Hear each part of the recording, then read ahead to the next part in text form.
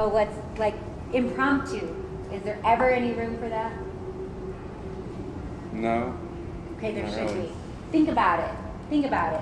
That's what I want you to think about, is times that you can, the pockets that you can find happiness in, or joy, or fun.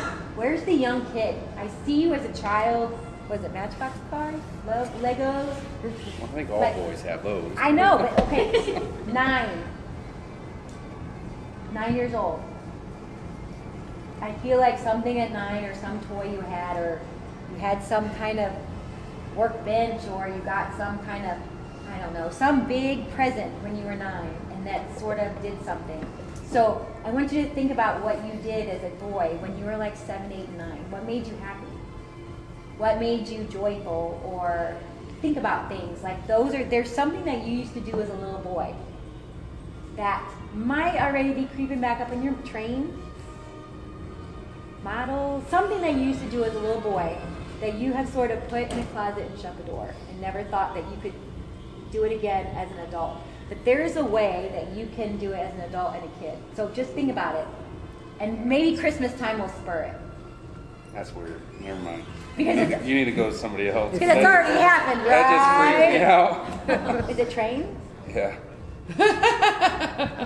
So, My grandfather worked for the train. Sure, No, it's all right. No, I have a box of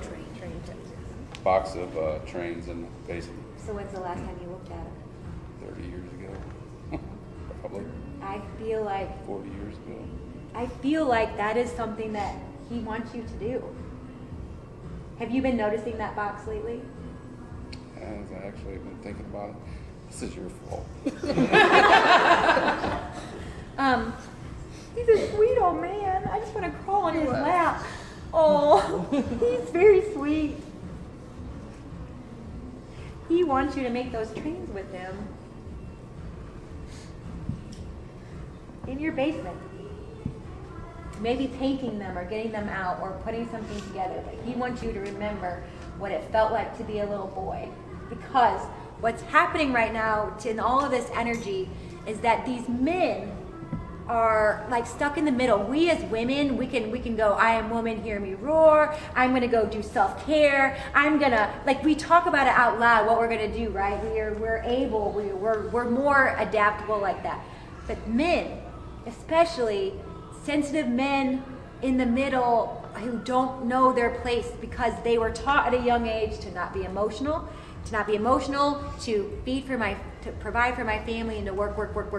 So he is doing everything that he was taught to be a good man, right? Providing for my family, I'm going to work, I'm bringing a paycheck home, and that's what I should do. But reality, we need some good feeling stuff.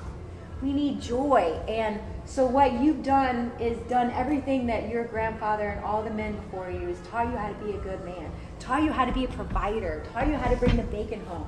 So you get up and you go to work and you're on autopilot. And then men like this don't know what to do with themselves because they're sensitive creatures. They're happy, they're joyful, and they don't know how to bring that out because they think they have to be strong at all times.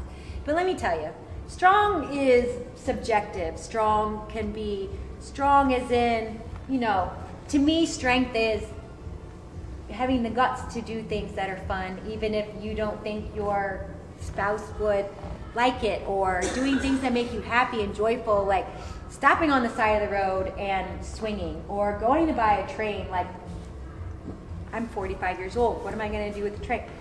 No, it's going to bring back parts of you as a little boy. That's going to bring back that passion and some of that. So just consider that. And he's around you. He wants you to know that he wants you to make trains with him. And I think that's going to spark some passion in you that might have not been there for a while.